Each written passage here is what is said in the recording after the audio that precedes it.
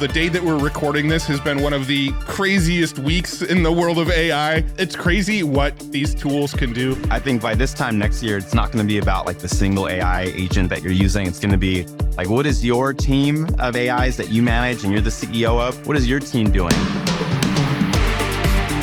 Hey, welcome to the Next Wave podcast. I'm Matt Wolf. I'm here with Nathan Lands. And today we've got a third co-host. Today we're chatting with Allen Stevenson III. He worked at DreamWorks. He's in tight with Meta, been featured on stage at Meta, works with OpenAI, given TED Talks. He's an author of the book Make a Seat. He's done some amazing stuff in the AI world. He's basically an AI wizard. And today he's going to chat with us and break down some of his AI wizard spells on this show. We're going to talk AI agents. We're going to talk AI workflows. We're going to break it all down.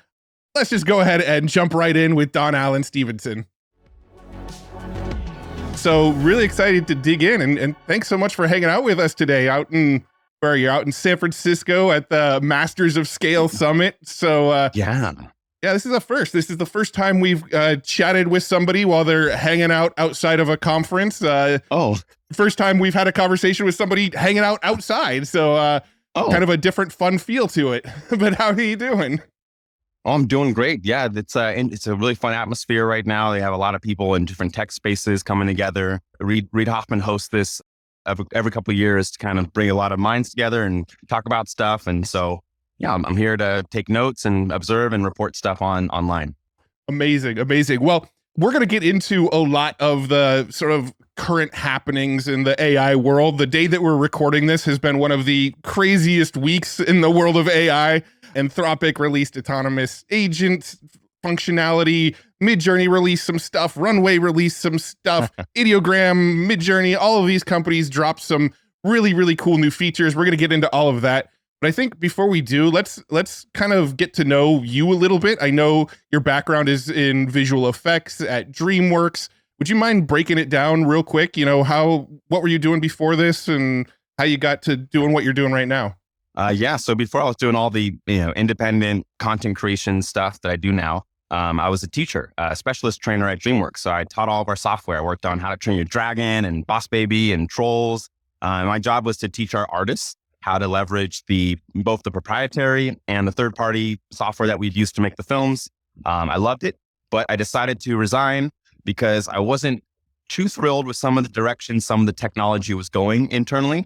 And I thought it might be easier to innovate and future-proof outside of the studio. I still love my friends and, family, at DreamWorks, but I found that it was easier to do some innovation stuff outside of that. And yeah, now I do a lot of content creation, writing books, use AI. I taught, trained an AI to interview me and then had that help me write some books, do a master class on creativity and AI, and then consulting. I don't know. It just kind of changes every day. It just depends on who's asking. I'll just change the hat.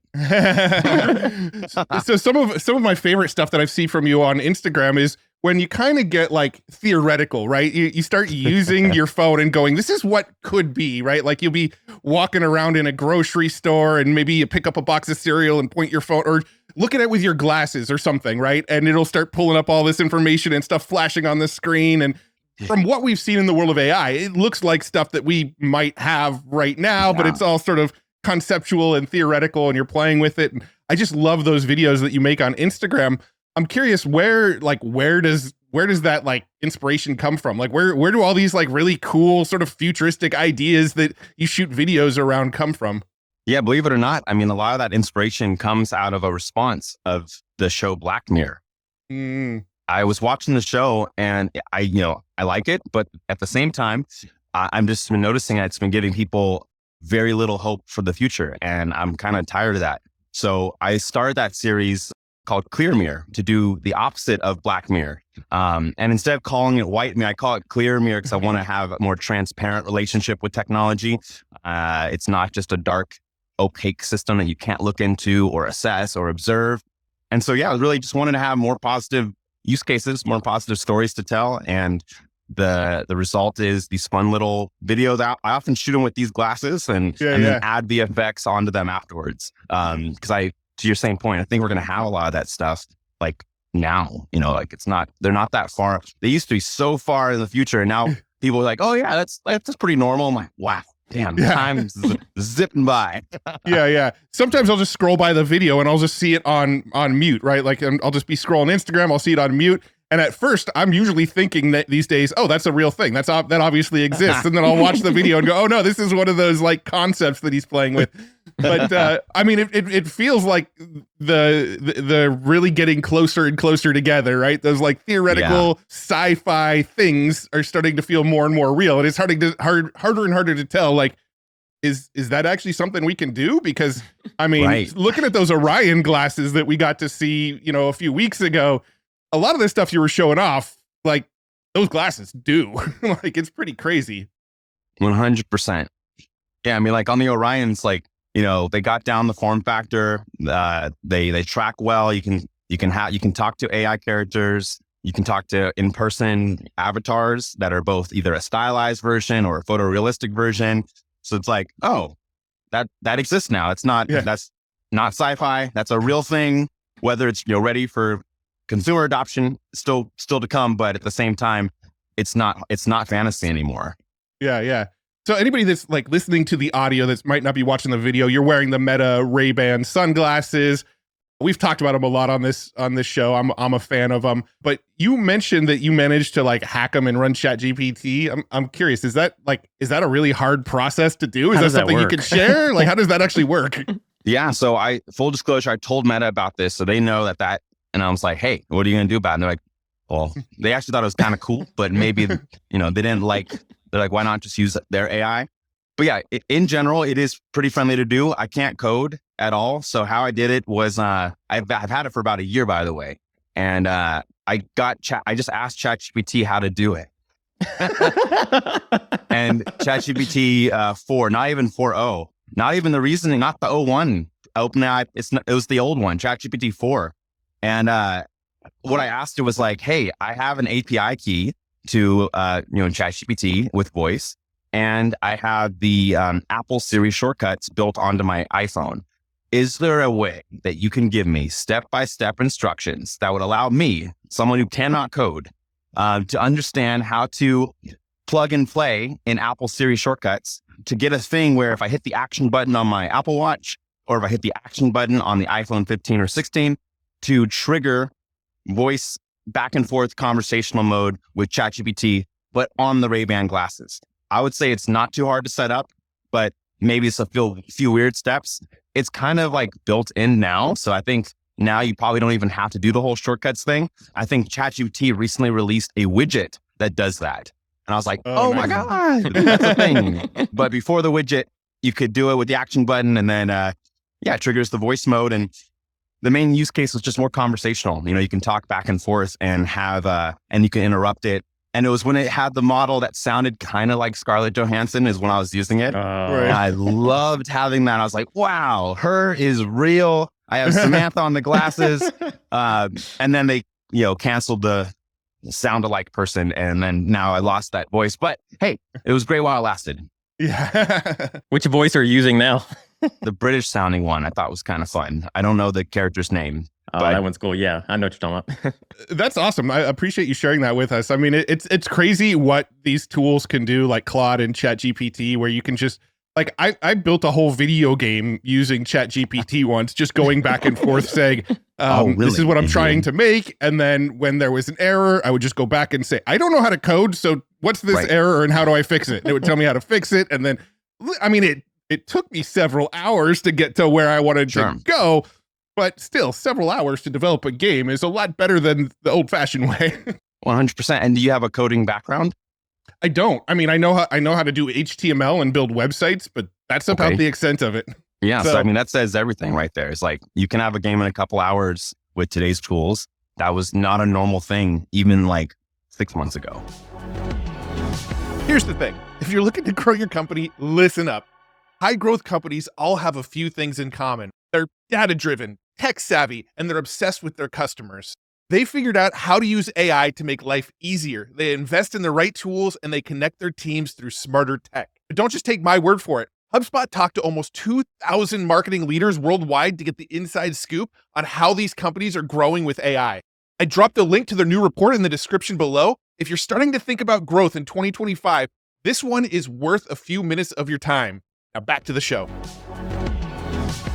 Well, speaking of Claude, they just rolled out a new feature, and now I just want to kind of get into like all of these news stories that came out. Yeah. We can all just sort of like riff on our thoughts and where this is all headed. But, as of this recording, Claude just released a brand new feature called, I think they called it computer use, which Computer use, not yeah. my favorite like naming convention for it, but like Anthropic just released computer use, right? And I actually went and tested it yesterday, and it was pretty cool. It ran into some issues. I ran into like rate limit issues where it would go through a whole bunch of steps, and then it would say, oh, you've run into a rate limit, and it wouldn't continue for me. And I ran into some stuff like that, but it was really, really interesting to actually watch it go and like open up Firefox for you, go move the mouse to the command bar, type in a search for you. And then once it searches, basically I gave it the prompt, go to Matt Wolf's YouTube channel, find the top 5 most popular videos and tell me how long they were all published,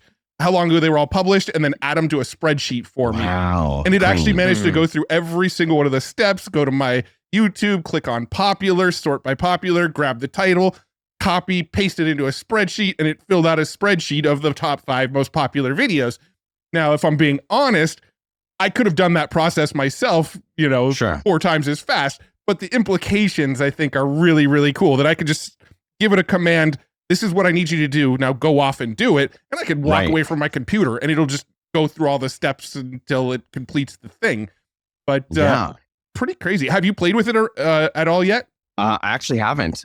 There's been so much stuff. I've been reviewing it and watching videos on it. But I mean, I think by this time next year, it's not going to be about like the single AI agent that you're using. It's going to be like, what is your team of AIs that you manage and you're the CEO of? What is your team doing? And you're going to be like, oh, I'm Matt, and my team does like all these things. They'll have like all these agentic properties.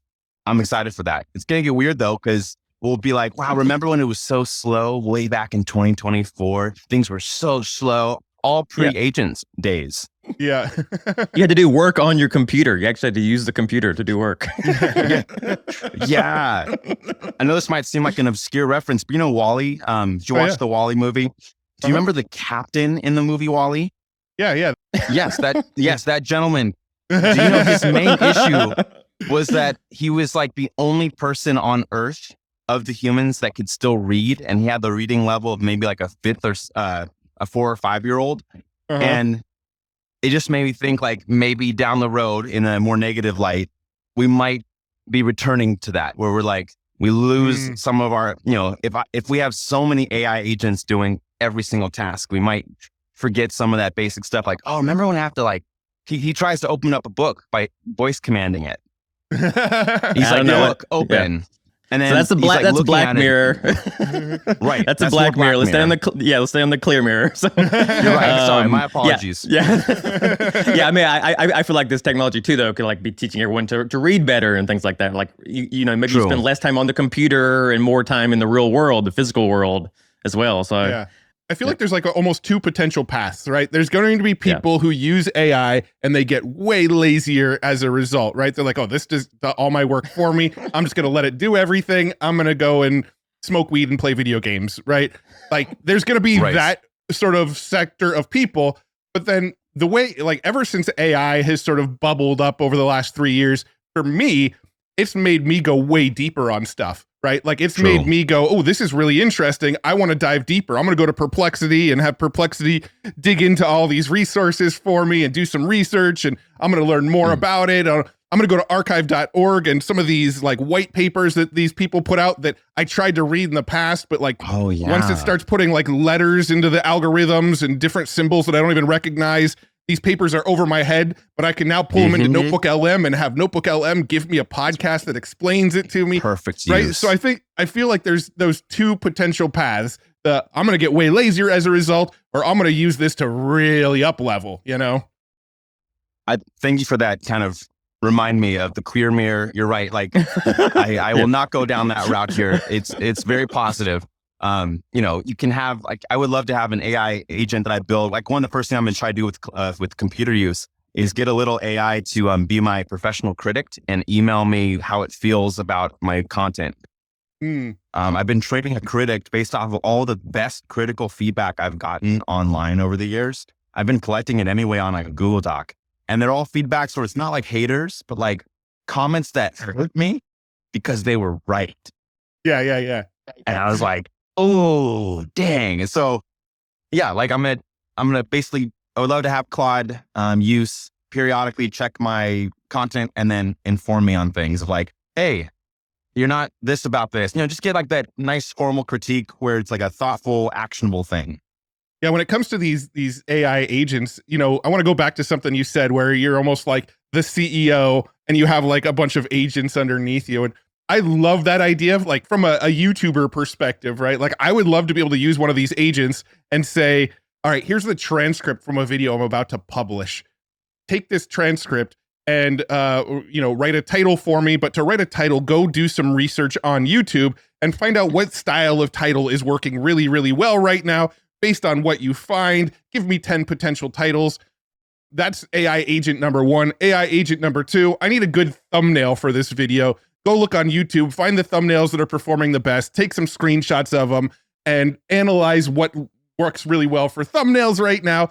Come back, give me some ideas for a thumbnail. Give me like 10 ideas. I'll pick from those 10. And then once I pick one, you go and make that thumbnail for me, right? And now it's just like, I made the video, I give it the transcript, and it, like I'm the producer role and all the little roles under me know exactly what they're supposed to go do to complete the rest of the process. And that to me is like such an exciting world because it's like, it's not really taking away a lot of the creative tasks that I enjoy doing. It's taking away more of the monotonous tasks that I don't 100%. Enjoy doing. I feel like this world has been coming for a while and it's refreshing. Like, any of you Harry Potter fans or watch any of the Harry Potter movies? Oh yeah. So do you remember in the last movie when Dumbledore walks up to all the paintings and gives them a series of complicated tasks to secure the castle? And then the character in the painting left the frame, went into the wall, and basically did autonomous things around the castle, like setting up shields, notifying the right people. That's what I think we're going to be all having. Like that fantasy, that magic of talk to the painting will go do something on your behalf. That's like here now. And I'm excited for everyone to have magic. Yeah, that's such a good analogy. Yeah. My wife's a huge Harry Potter fan. I've seen them all. I wouldn't say that I'm like the biggest Harry Potter fan, but I've seen them all because my wife and kids all watch them. So I've seen them all at least 3 times. But no, that's a great little analogy, a great picture of what's happening here.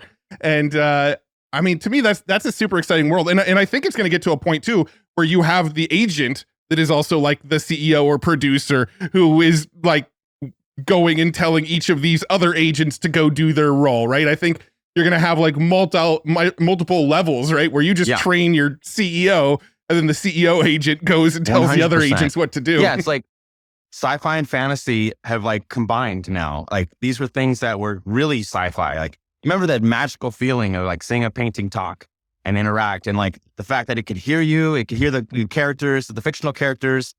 That's like, we have that now. And if we add some of the other tools I know we'll talk about, like AI Studio, or sorry, not AI, Act One, you can almost build that actual painting character and it's actually, it would look that way. So we can take it the whole mile.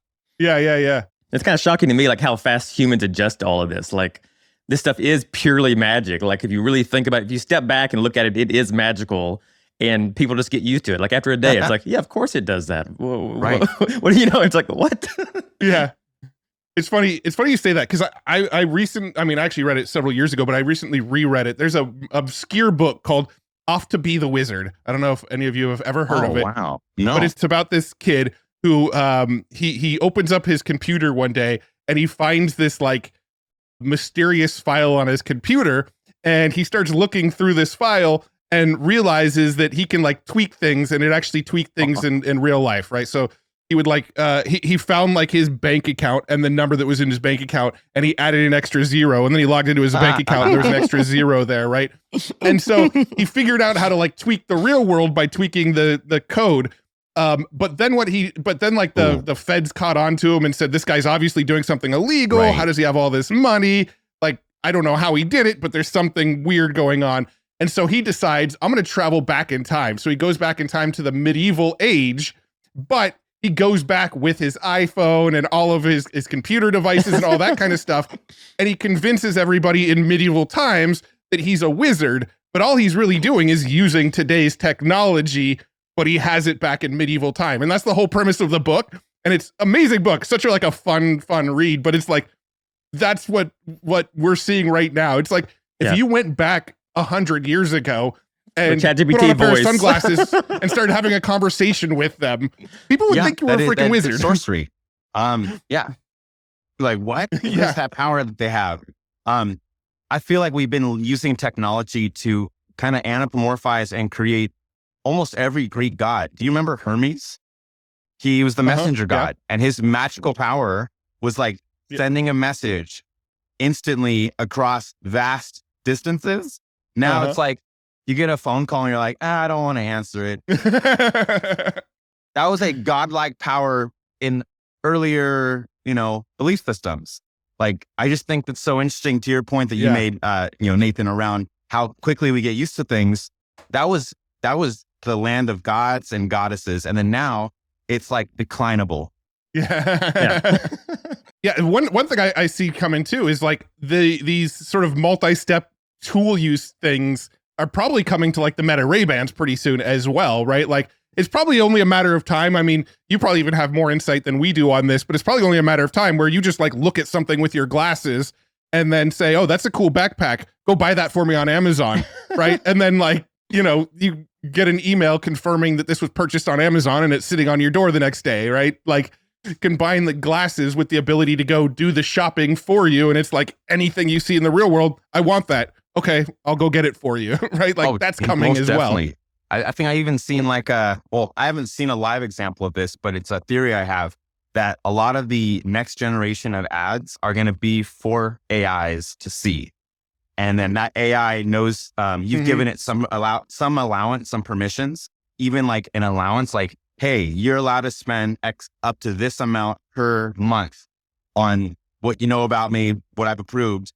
And then the ad that AI is going to see is going to hit your AI that's trained on your preferences, and it will go make that purchase. And then it just seems like it magically appears on your doorstep. Yep.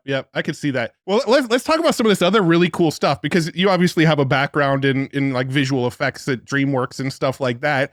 And we just got to see this Runway Take One, which if you're listening and you haven't heard of Runway Take One, it's this new feature. I believe they're rolling it out. I don't have it in my account yet. I believe it's like rolling out fairly soon though, but it's a feature where you can take a video and sort of record yourself on video, feed it to this Runway Act One, and then it will make like a cartoon animation, and it will be lip synced to you, and it will follow you the same emotion. So like if you look happy, if you're laughing, if you're sad, if you're angry, those emotions theoretically will show up on the face of this cartoon character based on the emotions that you had in your original video.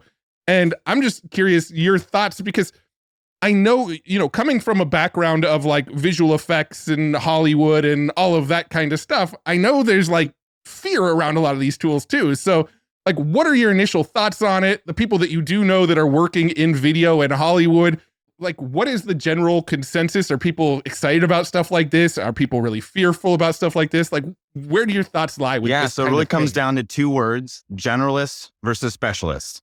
My generalist friends are thrilled. They're like, this is so exciting. This is all great. Like, they're already generalists, and this is just another tool that they can add that will enhance what they're doing.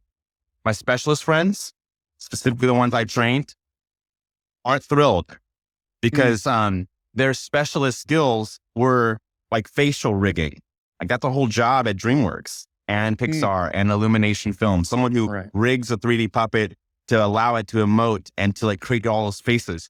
So like, if you're a specialist in the animation and film world right now, you're not thrilled with a lot of these AI developments. In fact, you're scared and angry.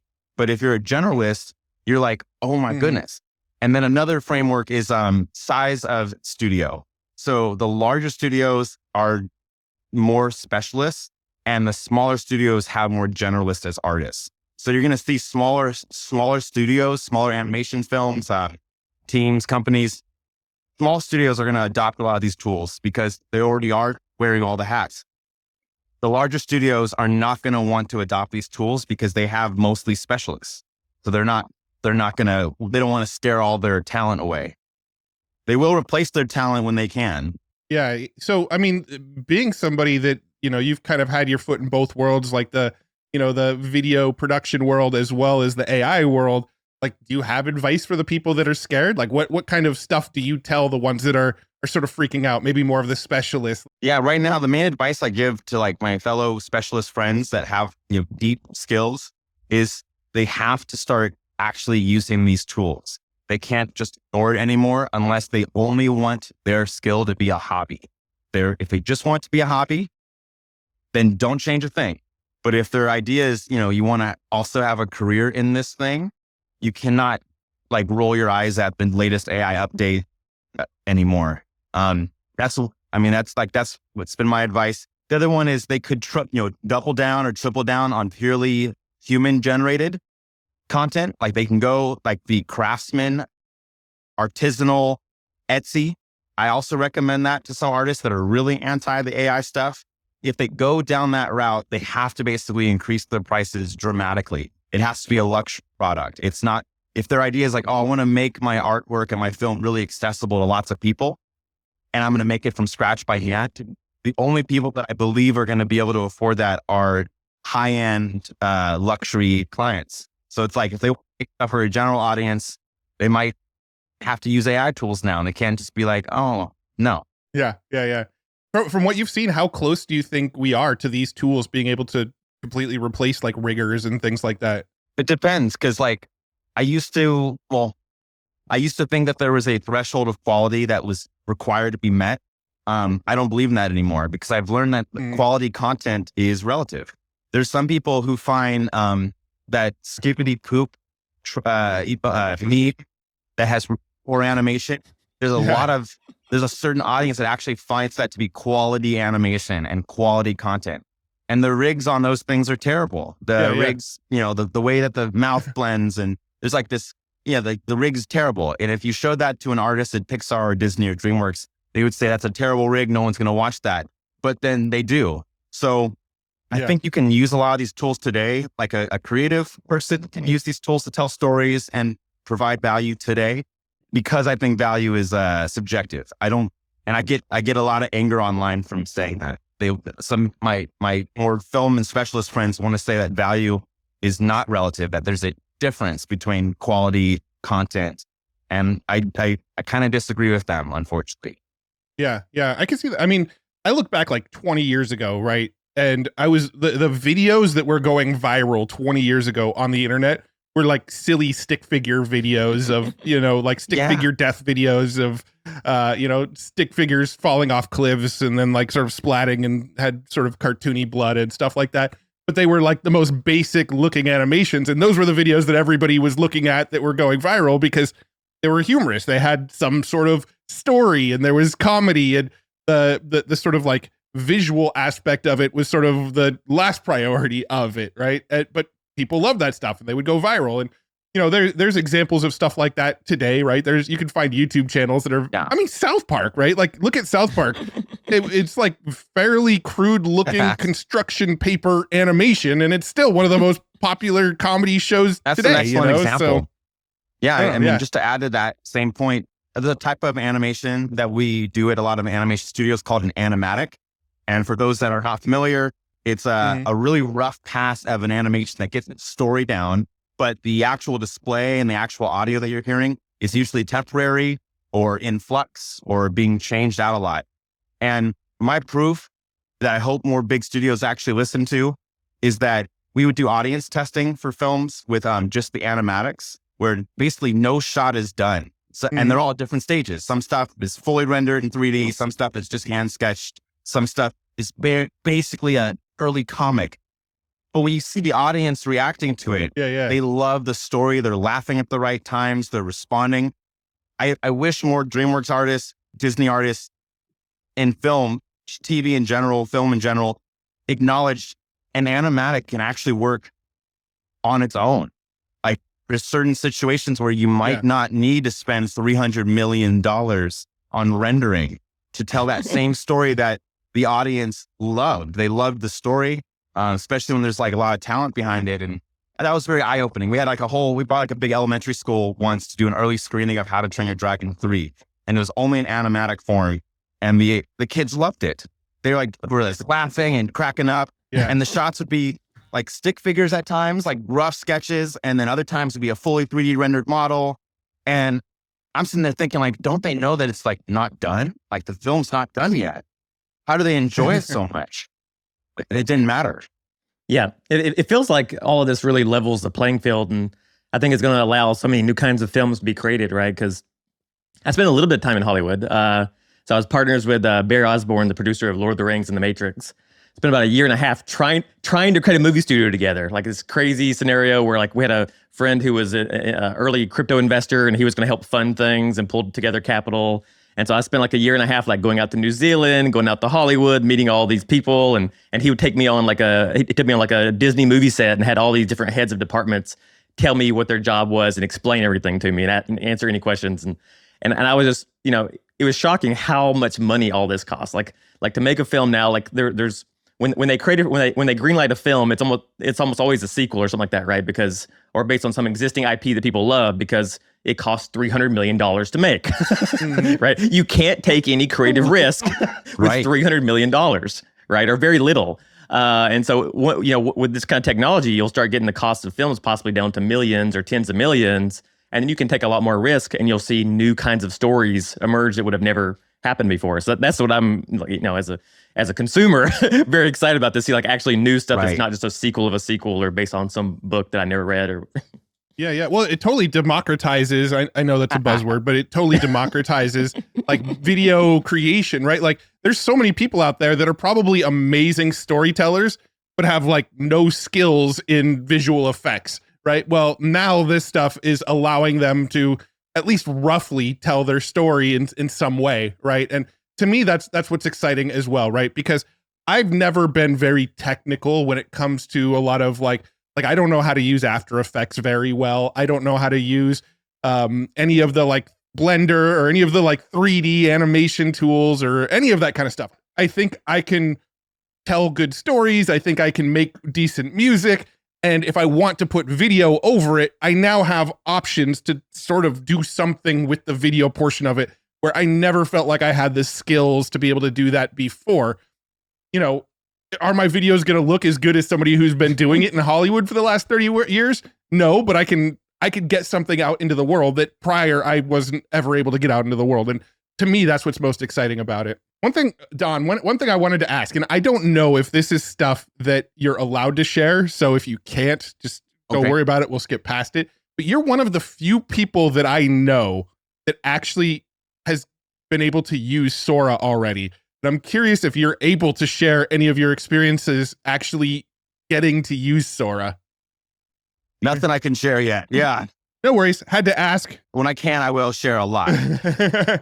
Very cool. What about Meta? So we saw you and I were both at the Meta Connect event this year. We both got to see the Orion glasses and all of the stuff they've been working on. One of the coolest things I saw on Instagram was your first person view of you walking out onto stage and shaking hands with Mark Zuckerberg. I'm like, there is literally no better use case for these Meta Ray-Ban glasses than showing yourself walking out on stage in front of a huge audience and shaking hands with Zuckerberg. Like, literally, that is the ultimate use case for those glasses right now. But I'm curious, like, how did that whole thing come about? How did, I know you're one of the first people who's used the AI.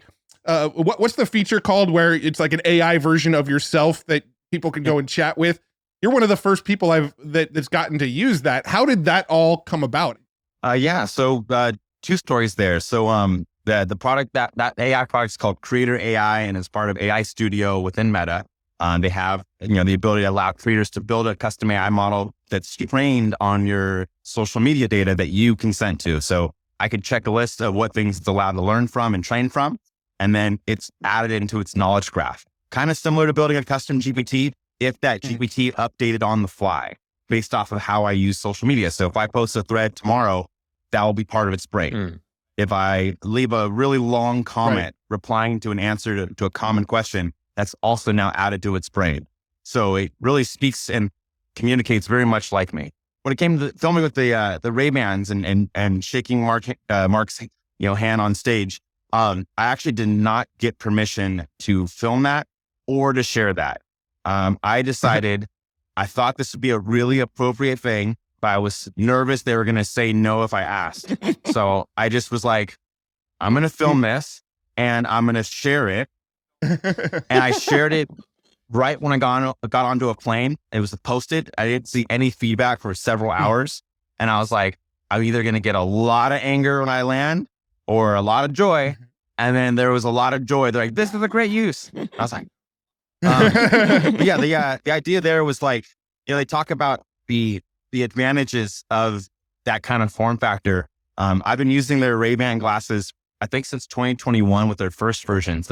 Back then it was called the Ray-Ban Stories. Mm-hmm. And I like them because it's like a less distracted viewing experience, less distracted capturing experience. Believe it or not, the old versions of these glasses, when I proposed to my wife, I wore the glasses while I proposed to her, and like got my first person view of her response, saying yes, thank goodness. I mean, to be fair, it probably would have gone viral either way. So right, but yeah, so like there's certain moments where I'm like, okay, this makes a lot of sense. It would have been really inappropriate for me to pull out my phone when I was proposing to her and like put the phone in front of us, like, what's your answer to this? It just like, but glasses, and they were the transparent ones. So they weren't the shades. My eyes, we were looking at each other's eyes. We could still capture that memory. And then, the reason why Meta reached out for me for those products is, it's those concept videos. Believe it or not, I make those theoretical concept videos. I post them on Instagram of what I want to see out in the world. And I try to do the opposite of the show Black Mirror. And, a lot of people will try to tie their technologies to more dystopias. And then I'm like actively not doing that. I'm trying to come up with creative, positive uses. So they see that consistently and I was just doing it, on my own, that they're like, wait, maybe if we like support him, maybe he can do this more. And it's been, they have. So I'm like, oh, great. I can tell more positive stories and I'll use your tech to do it. Super cool. Well, there's one last like gadget I want to ask you about because you mentioned it before we hit record. You're wearing like the little plod thing, right? It's basically it's a device that sort of records all day long and kind of keeps notes for you, right? Is that this is kind of what it is? Plod AI note pen. It has a magnetic back. You can wear it like a lapel on your shirt, like a button. It also comes with like a necklace, so you can wear it as a necklace, and it also has like a wrist worn interface, so it looks like a watch. And you can kind of wear it there. So and a clip. They have a magnetic clip so you can like pin it onto a bag or something. But yeah, what it does is it takes a listen and summarizes your day. You get a nice transcript out of whatever you record. And then their tool actually then summarizes it and organizes it based off of some templates. So you can make it for meetings, make it for, conferences, make it for, random tasks. And it'll reorganize that transcript and give you a nice summary. I love it. It's useful, and they have a card version as well. Yeah. So if you're just like at a conference all day long, you can just wear it. It will take notes on every speaker you see. Perfect for conferences. So like right now I'm at the Masters of Scale conference. We have all these speakers. I can't actually process how much information they're sharing. It's a lot. So you turn on the Plod AI Note Pen, and I can trust that it's going to ingest all of this and then give me a transcript. And if you're not pleased with the summary that it makes, you have that transcript. Copy it, paste it into your language, your large language model of choice, and then say, what was like the 3 biggest takeaways today? And it does a great job at quickly and instantly giving you the 3 best takeaways. And if you don't like them, you can say, well, actually, any others? And like, you could just have a regular conversation. Yeah. It's like having a journalist or an assistant with you who can just document your day. And, that's super helpful if you're a content creator and you are trying to ingest a lot of things. I can't research all this stuff, but my AI can help, alleviate that and I can review it. Saves you from having to carry a notepad around and take notes all day too. Which for me, I love that. So it seems like you're like a pretty big gadget guy. I love gadgets. I've got like pretty much every AI gadget that's come across. I've got it. I've got the rabbit. I've got the Plod. I've got the compass. I've got the I've got like all the things. The plot is actually on the way. I don't have it yet, but I got a notification that it shipped like a couple days ago. But are there any other like really, really cool gadgets that like more people should know about? It's actually I'm wearing it right now. For those that don't see it, it's the Hollyland Lark M2 microphone. I recommend it because two reasons. One, it's got AI noise canceling built right in. So, and it comes with 2 lapels. So you can like have 2 people do an interview, and it's very good quality sounding mic. And then, let me just adjust it. Yeah.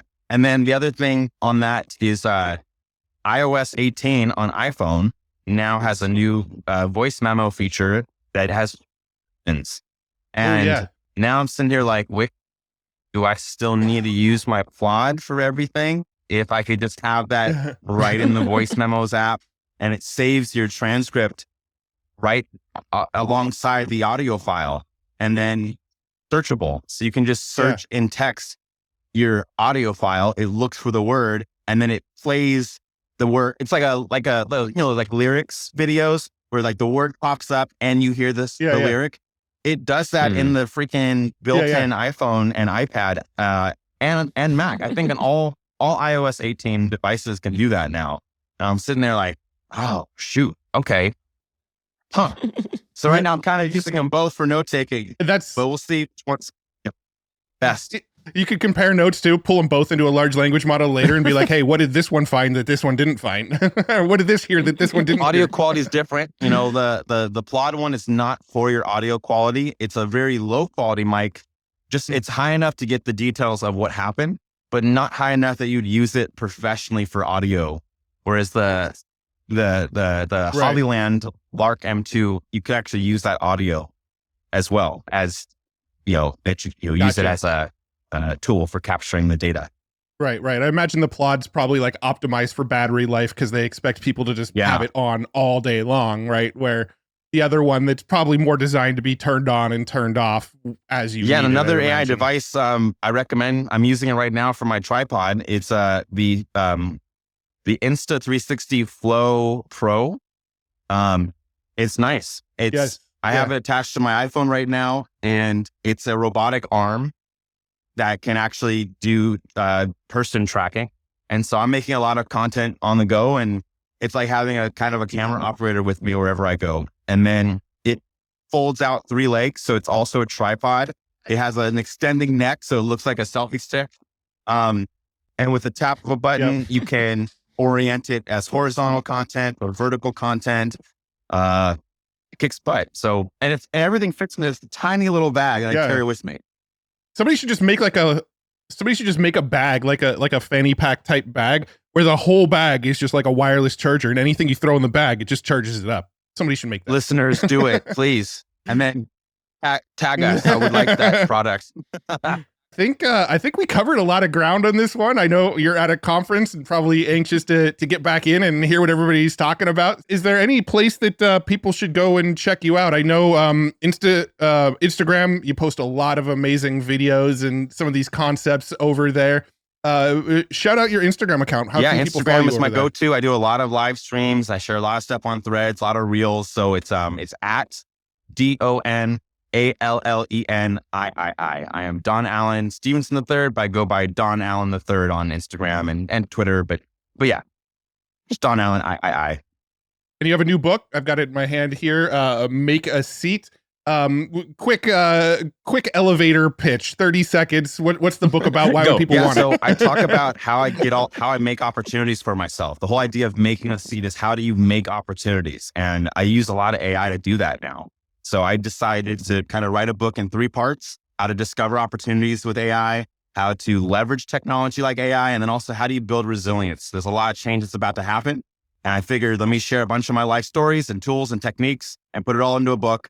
I trained an AI to interview me, and then a separate AI to organize that into chapters, and a third AI to organize the chapters into a book written in 2 months. It's about 30,000 words, and I stand by it. Very cool. So it's a book co-written by Don Allen Stevenson III and AI. Very much so. Awesome. Well, thank you so much for taking time out of the Masters of Scale event to come chat with us. This has been so much fun. always a blast nerding out with you about AI and tech and gadgets and stuff. So once again, thanks so much for joining us today. Really, really appreciate it. It's been fun. Likewise. And thank you so much for having me. I really appreciate it. This is so much fun. And yeah, all the stuff that you do inspires me. I reference your work all the time. And it's just like, it's so cool that we can be even bumping into the same circles over and over again. Absolutely. Appreciate it, man. Good talking to you. All right. Thank you.